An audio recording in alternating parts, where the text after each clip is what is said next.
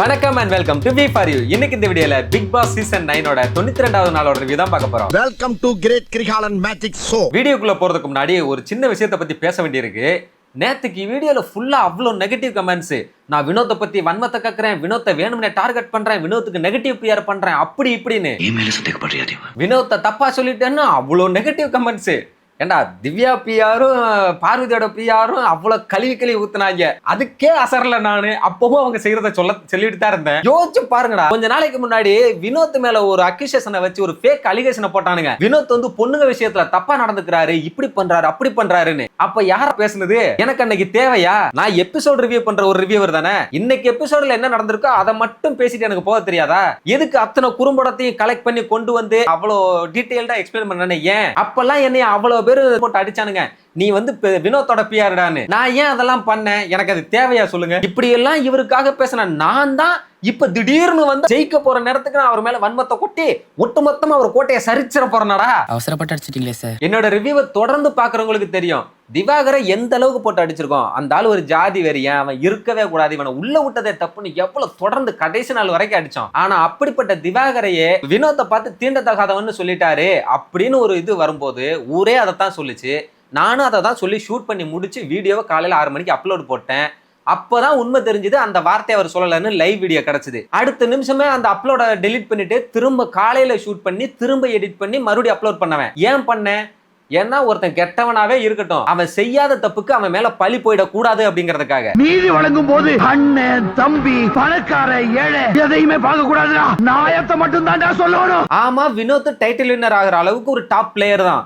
ஆனா அதுக்காக அவர் செய்யற தப்ப வந்து சொல்லாம இருக்க முடியாதுல்ல. அதை வந்து ஒரு சிலர் வந்து அதையே நீ சொல்ற கடந்து போக வேண்டியதானே அப்படின்றீங்க. நீங்க ஒத்துப்பீங்களா சொல்லுங்க? இதே திவ்யா பண்ற ஒரு தப்பையோ இல்ல பார்வதி பண்ற தப்பையோ சாண்ட்ரா பண்றதையோ நான் கடந்து போனா நீங்க ஒத்துப்பீங்களா? ஒரு ஆடியன்ஸா நீங்க கடந்து போலாம்டா.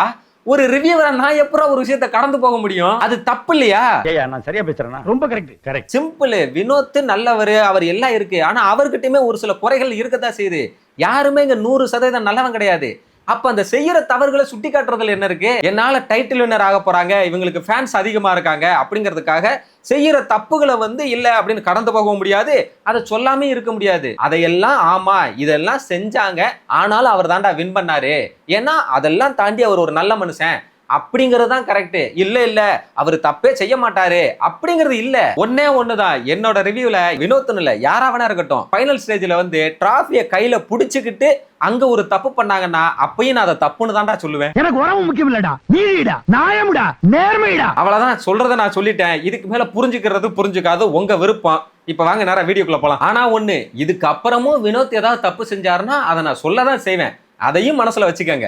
முன்னாடி சொல்லிருக்கேன், இந்த ஊரு உலகம் சொந்தம் எதுவும் முக்கியம் இல்ல, நீதான் தேவதா, புரியுதா? இன்னைக்கு எபிசோட ஸ்டார்டிங்லயே விக்ரம் அரோரா கிட்ட சொல்லிட்டு இருக்காப்ல, எனக்கு இப்போ சபரி வந்து டைட்டில் அடிக்கணும், ஏன்னா அவன் தான் இங்க இருக்கிற குட்டு பேடு எல்லாத்துலயுமே இருந்து கடைசி வரைக்கும் குட்டையே ஹோல்டு பண்ணிக்கிட்டு இருக்கான் அப்படிங்கிறப்ப சொல்றாரு. அதுக்கு அரோராவுமே எனக்குமே அப்படிதான் தோணுது.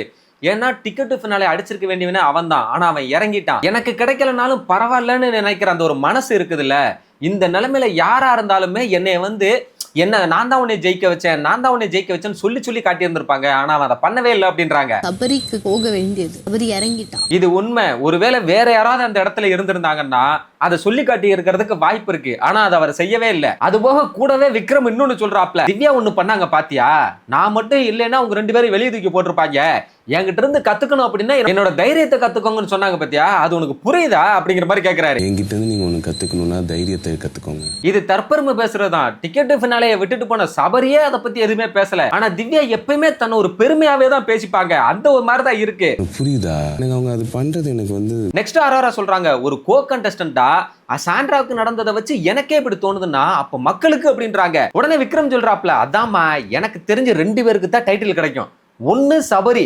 இன்னொன்னு சாண்ட்ராங்கறாப்ல. 2 பேருக்கு தான் இந்த டைட்டில் கிடைக்க வாய்ப்பு இருக்கு. என்ன சபரி? எனக்கே ஷாக்கு, என்னடா சாண்ட்ராவா அப்படின்னு. இதுல அரோரா வேற சொல்றாங்க, ஆமா அவங்க இது வரைக்கும் நிறைய ஃபிளாஸ் எல்லாம் பண்ணிருக்காங்க இதுக்கு முன்னாடி, ஆனா அது எல்லாமே இதுக்கு முன்னாடி சின்னது அப்படிங்கிறாங்க. அப்படியெல்லாம் ஒண்ணு கிடையாது. பார்வதியும் கமுருதின்னு பண்ண தப்புக்காக சாண்ட்ராவை பாவம்னு எல்லாம் இங்க யாரும் நம்ப கிடையாது. அவங்க நடிப்பையும் யாரும் நம்பல. ஓவர் ஆக்டிங்க போட்டு ஹோஸ்டோட சப்போர்ட்டை வச்சுக்கிட்டு இவ்வளவு நாள் வேணுமா வந்திருக்கலாம். ஆனா டைட்டிலுக்குலாம் வாய்ப்பே இல்ல Raja. Sandra has a lot of flaws. முன்னாடி வரும், ஆனா இது எல்லாமே சின்னது. நெக்ஸ்ட் விக்ரம் சொல்றாப்ல, எனக்கு என்னமோ வினோத் வின் பண்றதுக்கு வாய்ப்பு இல்லையோன்னு எனக்கு தோணுது அப்படிங்கிறாப்ல. உடனே அரோராவும் அவர் சில டைம்லலாம் ஒத்துக்கவே முடியாத மாதிரிலாம் நிறைய பண்ணியிருக்காருங்க. அதெல்லாம் வெளியே போகுதா இல்லையான்னு எனக்கு தெரியல. அவர் எப்படின்னா ஒரு சேற்றில் இருக்கும் தாமரை மாதிரி தான். அவங்க கூட இருக்கிறவங்க எல்லாம் அவர் நல்லவர் அவ்வளவுதான் அப்படின்றாங்க. சில டைம்லாம் அவர் ஒத்துக்க முடியாத மாதிரி நிறைய பண்ணியிருக்காரு. அரோரா சொல்ற மாதிரி வினோத் கிட்ட இருக்கிற அந்த ஒரே ஒரு விஷயமே அவரோட அந்த கோபமோ அந்த ஒரு பதட்டம் ஆகி பேச விடாம பேசுறது தான். அந்த சில விஷயங்களை மாத்திக்கிட்டு இருந்தாருனாலே அவர் உண்மையிலேயே சாண்டி மாதிரி பேர் எடுத்திருப்பாரு. இப்ப அது இல்லாததுனாலதான் இவர் இந்த கோபமும் படுவாரு, இவர் ஒத்துக்கவே மாட்டாரு அப்படிங்கிற ஒரு பேரையும் வாங்கிட்டு போறாரு. அவர் சேற்றில் இருக்கும் தாமரைன்னு சொல்லுவாங்க. உங்க கூட இருக்கவங்களே அவர் கொஞ்சம் நல்லவர். இவங்க ரெண்டு பேரும் வினோத்தை பத்தி பேசிக்கிட்டு இருக்காங்க. அங்க வெளியே பார்த்தா வினோத் தனியா உட்காந்து பாட்டு எழுதிக்கிட்டு இருக்காப்ல பேனா வச்சு. இங்க பிக் பாஸ் நைஸா வந்து விக்ரம் சபரி அங்க வினோத் நடனா யாருக்குமே தெரியாதுன்னு நினைச்சுக்கிட்டு கேமரா முன்னாடியே உட்காந்து பேனா வச்சு எழுதிக்கிட்டு இருக்காப்ல. நீங்க ரெண்டு பேரும் நைஸா போய் பேச்சு கொடுத்துக்கிட்டே அந்த பேனாவை எடுத்துட்டு வந்து ஸ்டோர் ரூம்ல வச்சிருக்க அப்படின்ட்டாரு. உடனே எல்லாரும் சிரிச்சுக்கிட்டு மொத்தமா போறாங்க. இவங்களை பார்த்தது வினோத் யாருக்குமே தெரியாத மாதிரி பேப்பரை மேல ஒளிச்சு வச்சுக்கிட்டு ஒண்ணுமே தெரியாத மாதிரி நடிக்கிறாரு. இவனுக்கு வந்து நீ யாருக்கும் தெரியாதுன்னு நினைச்சுக்கிட்டு பண்ணிட்டு இருக்கியா, பிக் பாஸ் பார்த்துட்டு தான் அதை வாங்கி வைங்கன்னு சொல்லி விட்டாரு அப்படின்னு சொன்னா நம்ப மாட்டேங்கிறாப்ல. சபரி வந்து என் மேல சத்தியமா சொன்னாரியா அப்படின்னு சொன்னா பதிலுக்கு இவரும் அவர்லாம் இப்படி சொல்லியிருக்கவே மாட்டாரு. சத்தியமானு இவரும் சபரி மேல சத்தியம் பண்றாப்ல. அதை கேட்டதுமே திவ்யா வந்துகிட்டு அப்படின்னா நீங்க வீடியோ பாருங்கன்னு சொல்லி அவரு பிட்டு அவருக்கே போட்டு கலாய்க்கிறாங்க. அதுக்கப்புறமே இவங்க என்ன சொன்னாலும் நம்ப மாட்டாப்ல. எப்பவும் போலதான் எவன் சொன்னாலும் நான் நம்ப மாட்டேன், அவர் சொன்னாருன்னா நான் பாத்துக்கிறேன், நீங்களாம் போங்க அப்படின்ட்டாப்லையா. உடனே இவனுங்களுக்கு கிளம்புனாங்க. கரெக்டா பிக் பாஸ் வந்து வினோத் பார்க்கலாம் முடியாது கேட்கதான் முடியும் அப்படின்னு சொன்னா ஐயோ பிக் பாஸ் சாரி அப்படின்னாப்ல. அதுக்குமே பிக் பாஸ் சாரி எதுக்கு, அதான் பேண்ட் ஷர்ட் இருக்கேன்னு சொல்லி ஒரு மொக்க கவுண்டரை போட்டாப்ல. அதுக்கே வினோத் சிரிக்கிறாப்ல, விட்ட பாத்தியா இல்லையா அப்படின்னு. ஒண்ணும் இல்ல சமாளிக்கிறாரு. நீங்க எதுக்கு சாரி போடுறீங்க, பேண்ட் ஷர்ட் நல்லா தானே இருக்கு, விட்டு பாத்தியா இல்லையா. நெக்ஸ்ட் பிக் பாஸே சொல்லிட்டாருன்னு சொல்லி இந்த பேனாவை கொடுத்துட்டாப்ல. சரி இவங்க எல்லாம் கிளம்புனா பிக் பாஸ் மறுபடியும் வந்து வினோத் இன்னும் நிறைய வச்சிருக்கீங்கல்ல அதை எடுத்து கொடுங்க அப்படின்னு சொல்லி அவங்க எல்லாம் சிரிக்கிறாங்க. உடனே இவரு சத்தியமா என்கிட்ட இல்லவே இல்ல, வேணா செக் பண்ணிக்கங்க சொல்லி பேண்டா ஊக்குறாப்ல. அதெல்லாம் இல்ல உள்ள வச்சிருப்பீங்களா எடுத்து கொடுங்க அப்படின்னு சொன்னா பதில் சொல்ல முடியாம உள்ள போய் எடுத்து கொடுக்குறாரு. எடுத்து கொடுத்துட்டு மறுபடியும் சத்தியமா என்கிட்ட வேற இல்லவே இல்ல, நான் வேற எங்க வச்சேன்னு தெரியல அப்படிங்கிறாரு. பரவாயில்ல எடுத்து கொடுங்கன்னு சொன்னா அங்க போய் ஒரு ஜாடிக்குள்ள இருந்து ஒரு பேனாவை எடுத்து கொடுக்குறாரு. எத்தனையதான் ஒளிச்சு வச்சாருன்னு தெரியல, ஜாடிக்குள்ள எல்லாம் கொண்டு போய் ஒளிச்சு வச்சிருக்காப்ல ஒரு பேனாவை.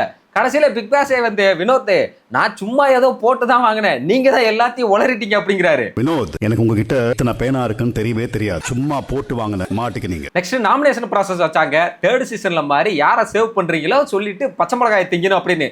ஃபர்ஸ்ட் வினோத் தான் போனாப்ல. போனதுமே சபரிய சொன்னாப்ல இந்த மாதிரி அவனோட கேமை பத்தி கூட யோசிக்காம சாண்ட்ராக்காக கீழே இறங்கி வந்தான் அப்படின்னு சொல்லி பச்சை மிளகாய் தின்ட்டாப்ல. அடுத்து யாராவது சேவ் பண்றீங்களான்னு கேட்டா என்னைய நானே பண்ணிக்கலாமான்னு கேட்கிறாரு. அதெல்லாம் பண்ண முடியாதுன்னு சொன்னா அப்படின்னா அவனுக்கு எங்கேயே இருக்கட்டும் பிக் பாஸ், ஏன்னா ஆளுங்க ஏதாவது நல்லா இருக்கட்டும் அப்படின்னு போயிட்டாப்ல. அடுத்ததா திவ்யா வந்தா அவங்க இந்த பச்சை மிளகாயை பார்த்ததுமே பிக் பாஸ் இதை நம்ம சாப்பிடாம வேணா இருக்கலாமா அப்படின்றாங்க. ஏன்னா அவங்களுக்கு தெரிஞ்சு போச்சு இது கண்டிப்பா தேர்ட் சீசன்ல மாதிரி ஏதோ பேக்கா தானே இருக்க போகுது, இதுக்கு எதுக்கு நம்ம திங்கணும் அப்படின்னு. ஆனா பிக் பாஸ் நல்லா மண்டையை கழுவி விட்டாப்ல. பாத்துக்கோங்க திவ்யா, மக்கள் எல்லாம் பாத்துக்கிட்டு இருக்காங்க, என்ன நினைப்பாங்க அது எதுன்னு பேசி மண்டையை கழுவி விட்டாப்ல. அவங்களும் சரின்னு சொல்லி சாண்ட்ராவை சேவ் பண்ணி தின்னுட்டாங்க. ஆனா பரவாயில்ல, செகண்டா சபரியவும் அதே ரீசன் சொல்லி சேவ் பண்ணிட்டு இன்னொரு மிளகாய் திங்கிறாங்க. டெஃபினட்டா அவர் டிக்கெட் ஆஃப் ஃபினாலே போயிருப்பாரு. இதை தாண்டி ஒரு ஹியூமனிட்டியை நான் பார்த்தேன். நெக்ஸ்ட் வெளியே போகும்போது ஏன் கண்ணீர்னு கேட்டாங்கன்னா என்கிட்ட பேசிட்டு வந்தீங்கன்னு சொல்லுங்க அப்படின்னு சொன்னா அவங்களும் ரொம்ப ஃபீலிங்கா இருக்கிற மாதிரி அழுதுகிட்டு போனாங்க. அதை பார்த்த வினோத் சிரிக்கிறாப்ல, வா வா வா அப்படின்னு கூப்பிட்டு தோல்ல சாட்சி வச்சு ஆறுதல் சொல்லிக்கிட்டு இருக்காப்ல. அடுத்து போன சபரி வந்துட்டு சாண்ட்ராவை சேவ் பண்றாப்ல. ஆனா அதுக்கு சொன்ன ரீசன் தான் எனக்கே ஷாக்கிங்கு. சாண்ட்ரா வின் பண்ணாங்கன்னா அவங்கள மாதிரி பயந்துகிட்டு இருக்கிற நிறைய பெண்கள் வின் பண்ணுவாங்க அப்படிங்கிறாப்ல. இந்த கார் டாஸ்க்ல நடந்த ஒரே ஒரு விஷயத்தினால சாண்ட்ரா மேல ஒட்டுமொத்தமா சிம்பத்தியா மாறிச்சு போல இருக்குங்க. சாண்ட்ரா ஜெயிச்சா சாண்ட்ரா மாதிரி பயந்துகிட்டு இருக்க நிறைய பெண்கள் ஜெயிப்பாங்கிற நம்பிக்கை. அடுத்து வந்த விக்ரமுமே சாண்ட்ராவும் சபரியும் தான் சொல்லிட்டு இருந்தாப்ல. திவ்யா வெளியில பார்த்தா அரோரா கிட்ட ஓவரா சொல்லிட்டு இருக்காங்க. வாழ்க்கையில இந்த மாதிரி ஒரு அனுபவம் எல்லாம் இருக்கே, அதை வார்த்தையால சொல்ல முடியாது, நீ உள்ள போ உனக்கே அது தெரியும் அப்படின்றாங்க. அப்ப பார்த்தா அரோராவை கூப்பிட்டு அவங்க போகும்போதே மறுபடியும் சொல்றாங்க, நீ போ, உனக்கும் பாசுக்கும் நடுவுல ஒரு எச்சி முழுங்குற மொமெண்ட் ஒண்ணு வரும், நீ சொர்க்கத்துக்கே போயிருவ அப்படின்றாங்க. நக்கல் ஜாஸ்தியா போச்சுக்கிற மாதிரிதான் இருக்கு. அரோரா வெளியே வந்து என்ன சொல்ல போறாங்களோ இருக்கலாம். ஒரு மொமெண்ட் இருக்கும், எச்சி முழுங்குற மொமெண்ட்டுக்கும் பாசுக்கும் மைக்குக்கும் நடுவுல, அப்ப நீ சொர்க்கத்துக்கு போயிட்டு வர. நெக்ஸ்ட் அரோரா உள்ள போனதுமே அதை பார்த்த உடனே ஷாக் ஆயிட்டாங்க, இதுதான் எச்சி முழுங்குற மொமெண்டா அப்படின்னு. ஆனா அடுத்தது அவங்களுமே வந்து சபரியவும் சாண்ட்ராவையும் தான் சேவ் பண்ணாங்க. அடுத்து வந்து சாண்ட்ராவுமே வந்து சபரியை சேவ் பண்றாங்க. இந்த மாதிரி அவன் டாப்பர்ல இருந்தான், அவன் நினைச்சிருந்தா அந்த டிக்கெட் டு ஃபினாலே வின் பண்ணிருக்கலாம். ஆனா அவன் அதை பண்ணல. எனக்கு அந்த மாதிரி ஒரு விஷயம் நடக்கும்போது அந்த ஒரு ஹியூமனிட்டி, அந்த ஒரு கைண்ட்னஸோட அவன் வந்தான். எனக்கு எங்க அண்ணன் வந்த மாதிரி இருந்தது அப்படிங்கிற மாதிரி சொன்னாங்க. ஆனா இதே சபரியத்தான் கொஞ்ச நாளைக்கு முன்னாடி பின்னாடி அவ்வளவு கேவலமாலாம் பேசினாங்க. அவன் நினைச்சிருந்தா டிக்கெட் டு ஃபினாலே வாங்கி இருக்கலாம், அவன் அது பண்ணல. நெக்ஸ்ட் பிக் பாஸ் வந்து டிக்கெட் டு ஃபினாலே வின் பண்ண அரோராவை தவிர எல்லாருமே நாமினேட் அப்படிங்கிறாப்ல. என்னமோ ஒண்ணுமே தெரியாத மாதிரி எல்லாரும் ஷாக் ஆகுறாங்க. இதுல உஷாரா ஒரே ஒரு பச்சை மிளகாயோட தப்பிச்சது வினோத் மட்டும்தான். மத்தவங்க ஃபுல்லா ஆர்வ கோளாறுல 2 தின்னுட்டாங்க. சேவான நபர்கள் யாரும் சேவ் செய்யப்படவில்லை. நெக்ஸ்ட் செலிப்ரேஷனுக்காக ஃபர்ஸ்ட் வியானா தான் வந்தாங்க. வந்த உடனே பிக் பாஸ் எனக்கு ஒரு டாஸ்க் கொடுத்துருக்காரு. நான் வெளியே போகும்போது என் கூட 2 பேரை கூட்டிட்டு போலாம், அது யாருன்னு நீங்களே பேசி சொல்லுங்க அப்படின்றாங்க. உடனே விக்ரம் வந்து எனக்கு உண்மையாவே இதுக்கு மேல இந்த வீட்டுல இருக்கிறதுக்கு எனக்கு உடன்பாடு இல்ல. இந்த வாரம் பணப்பட்டி வந்துச்சுன்னா அதை எடுத்துட்டு போலாம்னு தான் நான் இருந்தேன். ஏன்னா என்னால இதுக்கு மேல உங்களோட குறைகள் எல்லாம் சொல்லி நீங்க தகுதி இல்லாதவங்கன்னு சொல்லி என்னால ஒரு கேம் ஆட சத்தியமா என்னால முடியாதுன்னு சொல்லி அழுகுறாப்ல. என்னால இதுக்கு மேல உங்களோட குறைகளை சொல்லி பாவங்க 92வது நாள்லயே ஒரு மனுஷன் அடுத்தவங்களோட உணர்வுகளை புரிஞ்சுக்கிட்டு பேசுறாருன்னா ரொம்ப பெரிய விஷயம் இல்ல. இதுவே சீசன் முடியற வரைக்கும் எல்லாத்தையும் பண்ணிட்டு அதுக்கப்புறம் வந்து சொன்னாருன்னா கூட நம்ம ஏதோ ஒண்ணு நினைக்கலாம். ஆனா அவர் 92வது நாள்லயே வந்து மத்தவங்களை என்னால வந்து ஹர்ட் பண்ண முடியாது அப்படின்னு சொல்றாருன்னா உண்மையிலேயே விக்ரம் வந்து ரியலி கைண்ட் ஹார்ட்டட் பர்சன் தாங்க சொல்லணும். என்ன சொல்றீங்க? சொல்லி இப்படி ஒரு கேம் விளையாடுறது என்னால சத்தியமா முடியலன்னு மன்னிச்சிருங்க பிக் பாஸ். அடுத்ததா வந்த திவ்யாவுமே அதே மாதிரிதான் சொல்றாங்க. எனக்குமே சத்தியமா முடியலங்க, இங்க யாருமே பெர்ஃபெக்ட்லா கிடையாது, அதனால நீயே நைட் யாரை கூட்டிட்டு போன்னு நினைக்கிறியோ நீயே கூட்டிட்டு போ அப்படின்றாங்க. அப்பயுமே விக்ரம் வந்துட்டு நான் வரேன் அப்படிங்கிறாரு. அப்ப எனக்கு விக்ரம் உங்களோட உணர்ச்சிகளை கட்டுப்படுத்துங்க, உணர்வுகளை அடக்குங்க அப்படித்தான் சொல்ல தோணுச்சு. நைட் யாரை எழுப்பி கூட்டிட்டு போகணும்னு தோணுது. நான் வரேம்மா. இப்ப இவங்க 2 பேருமே சொல்லல அப்படின்னா வேற யாராவது சொல்லுவாங்களா? யாருமே சொல்லல. உடனே வியானா முன்னாடி போய் நின்னுக்கிட்டு நான் இந்த வீட்டுல க்ளோஸா இருந்ததுன்னா சுபிக்ஷா விக்ரம் இவங்க 2 பேர்கிட்ட தான், இவரை வந்து நான் என்னோட ஓன் பிரதரா தான் நான் பார்த்தேன் அப்படின்னு சொல்லி ஆரம்பிக்கும் போதே சாண்ட்ரா வந்து வியானா வேண்டாம், இதெல்லாம் நீ வந்து வெளியே போய் பேசுறா பேசிக்க, அவர் ஆல்ரெடி பிரேக் ஆகியிருக்காரு, இங்க பேசாத அப்படின்றாங்க. ஆனா வியானா நான் எவ்வளவு வந்து ஹர்ட் ஆனேன்னு எனக்கு தாங்க தெரியும், நான் அனுபவிச்சதை நான் சொல்லதான் செய்யணும், நான் பேசியே தீர்வேன்னு சொல்லிட்டு சீரியஸா சொல்றேன். அந்த ஒரு ஷேட் ஆஃப் விக்ரம நான் எக்ஸ்பெக்ட் பண்ணவே இல்லை. இந்த கேமுக்கு ஆப்டான மைண்ட மேனிபுலேட் பண்ணி ஆடுற ஒரு பிளேயர்னா அது விக்ரம் தான். யாரையோ பிளேயர் நினைச்சிருப்போம், ஆனா நீ பிளேயருக்கெல்லாம் பிளேயர் அப்படின்றாங்க.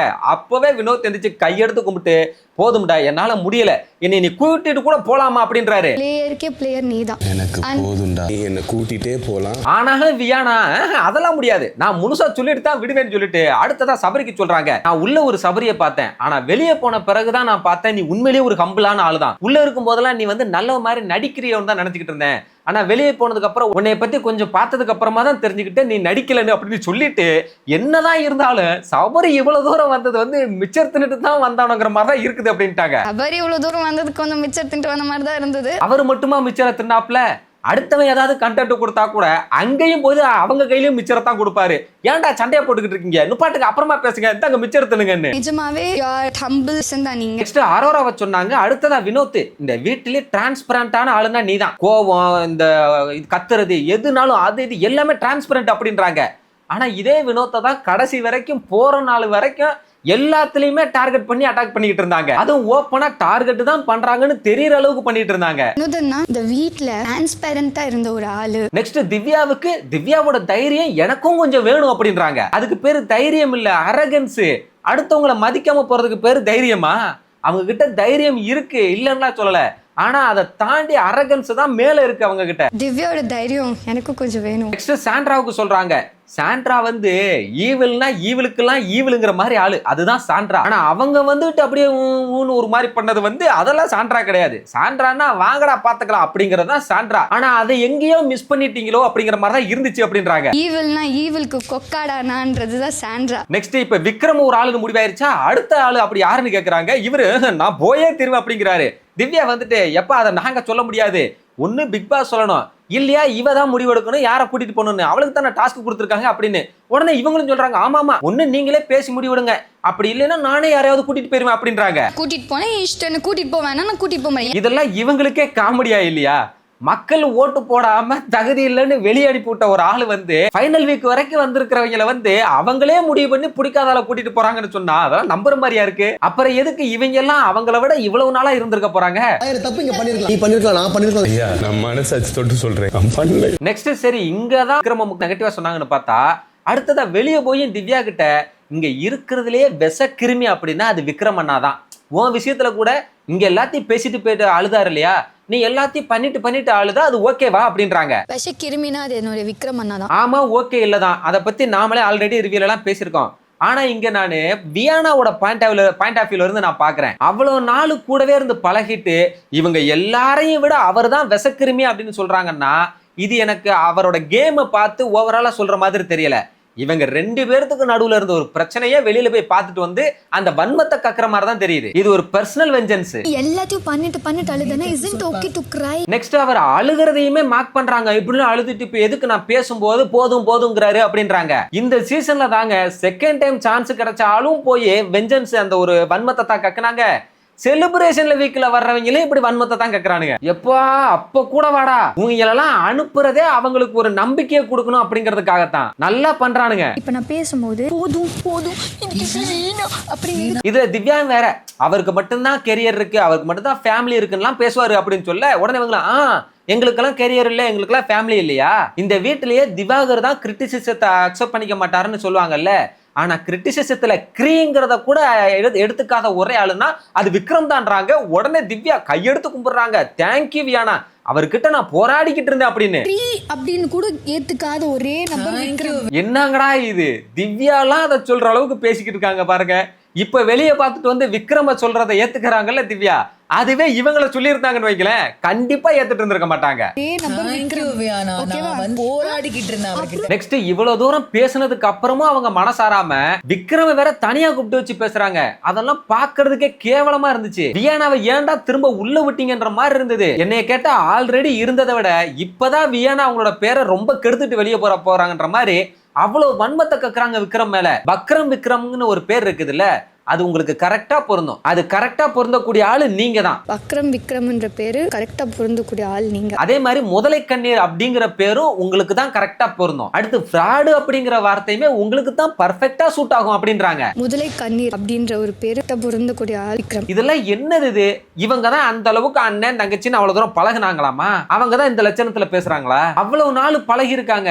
அப்படி என்ன வியானாவுக்கு அவர் பண்ணிட்டாருன்னு எனக்கு சத்தியமா தெரியல. அதுவும் வியானாவுக்கு யாரோ இதெல்லாம் எழுதி இந்த வார்த்தையில யூஸ் பண்ற மாதிரி இருக்கு. இல்லனா முதலை கண்ணீர் எல்லாம் வியானாவுக்கு தெரிய வாய்ப்பே இல்ல. ஒரு வார்த்தை சொன்னி நீங்க சாரி கேட்டீங்க, ஃப்ராட்ன்ற வார்த்தை பெர்ஃபெக்ட்டா சூட் ஆகுது. அடுத்ததா அவர் இந்த தப்பு பண்ணிட்டு சாரி கேட்டுக்கிட்டே இருப்ப அழுவார் இல்லையா, அதை பத்தி சொல்லிட்டு இருந்தாங்க. அதை நானே ஒத்துக்குவேன், அதெல்லாம் தாராளமா சொல்லலாம், நீ இப்படி எல்லாம் பண்ற அப்படின்னு. அதுக்காக இவங்க யூஸ் பண்ற வேர்ட்ஸ் எல்லாம் இருக்கு இல்லையா, அது கூடவே பழகிட்டு இருந்த வியானா அதை சொல்லும் போது அது ஏன், அது எதுக்குன்னு எனக்கு புரியல. ஒருவேளை நான் எதையும் மறந்துட்டேனா, வியானாவுக்கு அப்படி எதுவும் பெரிய துரோகம் எதுவும் விக்ரம் பண்ணிட்டாரான்னு எனக்கு தெரியல. ஒரு தப்பு பண்ணிட்டோம், தெரியாம பண்ணிட்டேன் சார், எனக்கு தெரியல சார். ஆனா அதெல்லாம் சொல்லும் போது கூட அவர் அழுததை மார்க் பண்ணி காமிச்சு நக்கலா சொன்னதெல்லாம் இருக்குல்ல, அதெல்லாம் பார்க்கும்போது மேல நான் ஈவிரக்கமே காட்ட மாட்டேன்டா, அப்படி ஒரு முடிவுல தான் நான் வந்திருக்கேன், உன்னை நான் காயப்படுத்த வேண்டாம் அப்படிங்கிற மாதிரி தான் இருந்தது. ஒரு தடவை அந்த தப்பு பண்ணிட்டு ஒரு தடவை அழுதாங்கன்னா ஓகே. அதுக்கப்புறமே ரொம்ப நேரமா அவரை போட்டு பேசிக்கிட்டே இருந்தாங்க. அதெல்லாம் பார்க்கும்போது அப்பாடா, இனிமே இவங்க வியானா நிம்மதியா தூங்குவாங்கப்பா அப்படிங்கிற மாதிரி தான் இருந்துச்சு.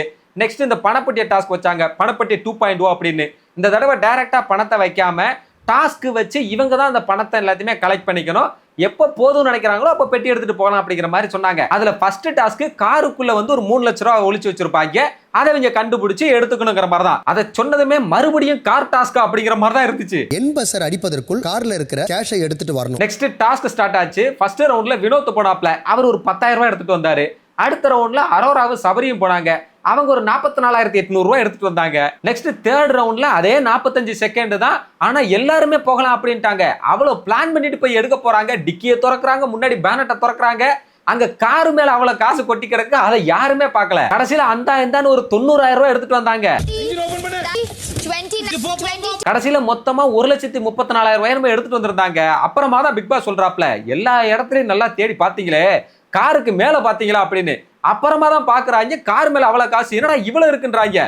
உடனே திவ்யா வந்துட்டாங்க, நான் அப்பவே சொன்னேன்ல காருக்கு மேல பாருங்கன்னு, நான் அப்பவே சொன்னேன்ல அப்படின்றாங்க. சபரி கேக்குறாப்ல, நீ எப்ப சொன்ன அப்படின்னா, அப்பவே இங்க இருக்கும்போதே நான் எல்லார்ட்டையும் சொன்னேன்ல அப்படின்றாங்க. ஐயா எனக்கு தெரிஞ்சு திவ்யா அப்படி சொன்ன மாதிரியே இல்லையா. ஆனா திவ்யா எல்லாத்துலயுமே அப்படித்தான். அன்னைக்கு கமருதன் விஷயம் கமருதன் நான் ஏற்கனவே சொன்னேன்ல, கார்ல வச்சே நான் சொன்னேன்னு எல்லாத்துலயுமே நான் தான் முன்னாடியே பிரிடிக்ட் பண்ணிட்டேன் அப்படிங்கிற மாதிரி அதை இதாவே சொல்லிக்கிட்டே இருப்பாங்க. நெக்ஸ்ட் நைட் உள்ள பார்த்தா வியானா சொன்னதை பத்தி தான் பேசிக்கிட்டு இருந்தாங்க. அப்ப அரோராவே சொல்லிட்டாங்க, ஏய் இது செலிப்ரேஷன் வீக்கோட ஸ்டார்டிங் தான்டா, அவ ஏதோ சும்மா உருட்டிக்கிட்டு இருக்கா, அப்படிலாம் கூட்டிட்டு போக மாட்டாங்க அப்படின்றாங்க. வெளியே பார்த்தா சபரி வந்து வியானா கிட்ட ஏதோ வேணுமான்னு கேட்டு கலாச்சாரா. உடனே ஏய் ஓவரா பேசாத, அப்புறம் நான் ஒன்னே தான் கூட்டிட்டு போவேன் சரியா, சாண்ட்ரா ஒன்னே தான் கூட்டிட்டு போவேன் அப்படின்னு மிரட்டுறாங்க. வியானா இதெல்லாம் அவங்க நம்புவாங்கன்னு நினைச்சு பேசிட்டு இருக்காங்க போல இருக்கு. நம்ம இதை சொல்லி சொல்லியே நம்ம கொஞ்ச நேரம் மாஸ்க் கட்டலாம் அப்படின்னு. இங்க ஓவரா பேசினா உன்னை கூட்டிட்டு போயிடுவேன், சாண்ட்ரா ஒன்னே அழைச்சிட்டு போக மாட்டேன். அடுத்து அவங்க யாருமே நம்பலன்னு சொல்லிட்டு மறுபடியும் இங்க பாருங்க எனக்கு ட்ரெஸ் வேற இல்ல, சீக்கிரமா போய் தூங்குங்க, அப்பதான் நான் உங்களை கூட்டிட்டு போக முடியும் அப்படின்றாங்க. உடனே ட்ரெஸ் அனுப்பி விட்டாங்க. அப்பயும் உருட்டுறாங்க, இதெல்லாம் வந்து ட்ரெஸ் கிடையாது, அதுக்குள்ள டாஸ்க் இருக்கு, யாரும் திறந்து பாத்துறாதீங்க அப்படின்றாங்க. இல்ல இதுக்குள்ள டாஸ்க் என்னங்கடா இது, சின்ன பிள்ளையில அந்த பக்கம் போயிடாதாங்க ஒத்தக்கண்ணா இருப்பான்னு சொல்லுவாங்களே அந்த மாதிரி சொல்லிட்டு இருக்காங்க. பாவம் புள்ள கொஞ்ச நேரம் நம்ம ஒரு ஹீரோயிசம் பண்ணலாம், மாஸ்க் காட்டலாம்னு நினைச்சு பண்ணிக்கிட்டு இருக்காங்க போல இருக்கு. அவ்வளவுதான் மக்களே, இதோட இன்னைக்கு எபிசோடு முடிஞ்சு போச்சு. இன்னைக்கு எபிசோடு எப்படி இருந்தது அப்படின்றத உங்க மறக்காம கமெண்ட்ல சொல்லுங்க. நாளைக்கு யாரு செலிப்ரேஷனுக்கு உள்ள வருவாங்க அப்படின்னு நீங்க நினைக்கிறீங்கன்றதை மறக்காம கமெண்ட்ல சொல்லுங்க. இந்த வீடியோ உங்களுக்கு பிடிச்சிருந்தா வீடியோ லைக் பண்ணுங்க, ஷேர் பண்ணுங்க, கமெண்ட் பண்ணுங்க, மறக்காம நம்ம சேனலுக்கு சப்ஸ்கிரைப் பண்ணுங்க. நான் நாளைக்கு வந்து உங்களுக்கு மீட் பண்றேன். அது வரைக்கும்